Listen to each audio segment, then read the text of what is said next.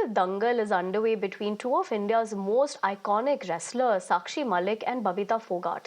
Now, after Sakshi alleged that Babita had planned the wrestlers' protest to become the Wrestling Federation of India chief, the BJP leader took to microblogging site X to claim that Sakshi had sold her integrity to sell her book. Now, this triggered a sharp response from Sakshi, who has outrightly played down the claims.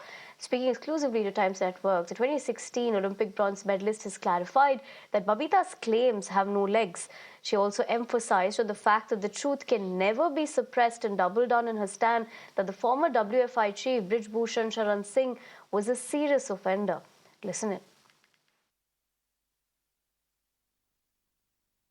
साक्षी, बबीता फोगाट ने आज सुबह x पर एक post डाला है। मैं sure नहीं हूं आपने देखा या नहीं देखा है, मैं आपको पढ़ के सुनाना चाहूंगी। उन्होंने लिखा है, खुद के किरदार से जगमगाओ, उधार की रोशनी कब तक चलेगी। किसी को विधानसभा मिली, किसी को मिला पद, दीदी तुमको कुछ ना मिला, हम समझ सकते हैं तुम्हारा दर्द। किताब बेचने के चक्कर में अपना ईमान बेच गई। ये बबीता फोगाट ने आज सुबह लिखा है, क्या कहना चाहेंगी? नहीं करिश्मा, देखो अभी तो ये कुछ भी बोलेगी, सफाई देगी, तो मैं इस चीज के गंध में पड़ना ही नहीं चाहती हूँ। और सच्चाई है, सबको पता है, प्रोटेस्ट की परमिशन का लेटर है, वो हम सबके पास है। विनेश के इंटरव्यू में भी देखोगे, विनेश ने भी मेंशन किया है कि ये प्रोटेस्ट की जो परमिशन दिलवाने वाली बबीता फोगाट और तीरथ राणा था, तो इसमें तो कोई दो राय है ही नहीं। तो ये तो अपनी अपनी बेचारी झूठ को कितना भी छुपा लेगी, मेरे ऊपर कुछ भी डालेगी, तो उससे क्या फर्क पड़ता है।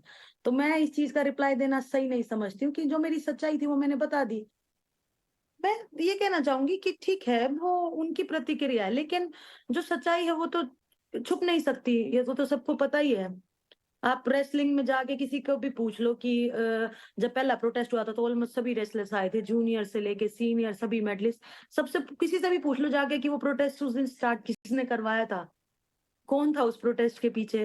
हालांकि ये नहीं है कि उसमें ब्रिजभूषण दोषी नहीं है, जो कि मीडिया चला रही है, देखो सामने आ गया, ब्रिजभूषण तो गिल्टी है, वो तो सालों से सेक्सुअल हैरेसमेंट कर रहा था। तो इसमें ये नहीं नकार सकते कि अमरीश भूषण तो गिल्टी नहीं है और ये प्रोटेस्ट जो है ये सिर्फ हमने उसके बहकावे में आकर के किया, नहीं। हाँ, हमें एक अच्छा यूं लगा कि ठीक है, बदलाव करने के लिए वो आए, उन्होंने स्टेप लिया तो अच्छी बात है, बहुत अच्छा उन्होंने स्टेप शुरू किया कि हम चेंज करेंगे फेडरेशन में, हमें भी बहुत अच्छा लगा, इसलिए तो हमने ज्वाइन किया।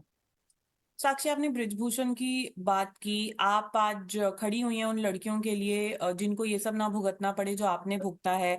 अपने स्ट्रगल्स के बारे में, चाइल्डहुड के बारे में थोड़ा सा बताना चाहेंगी? स्ट्रगल तो बहुत रहा। जब मेरे साथ ये इंसिडेंट हुआ तो मुझे 3-4 साल लगे इस चीज से उभरने के लिए कि क्योंकि उस वहीं पे लड़ना है, वहीं पे ट्रायल्स देने हैं, वहीं पे आगे टूर्नामेंट खेलने जाना है, तो वो फेज थोड़ा सा डिफिकल्ट रहा मेरे लिए।